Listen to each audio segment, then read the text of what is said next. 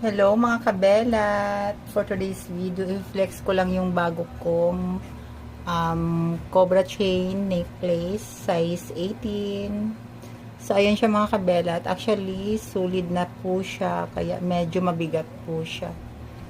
So, ayan mga kabelat ha. Piniflex ko lang po to hindi para pagyabang sa inyo, kundi para mahikayat kayong mag-invest kasi the best investment ang alahas kasi habang hindi tayo laging ganito na malakas ang katawan natin, so hanggat bata pa tayo, mag-invest na tayo ng mga bagay-bagay para pagdating ng panahon is siya, meron tayong pera. So ayan mga kabelat, the best bisyo din siya kasi kaysa malulung ka sa mga sugal at kung ano-ano pa man.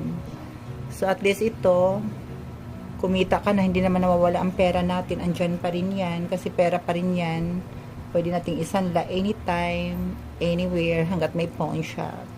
So, ayan mga kabelat, ito po yun, mag-invest tayo mga kabelat, maging mautak tayo sa bawat pagkakataon. So, ayan po siya, ito po.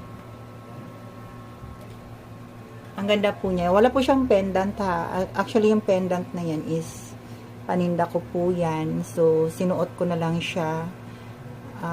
Ginawan ko siya ng paraan para mailagay dyan. Meron po akong tawag dito, hagi na hikaw. Yan po yung ginagawa kong dyan,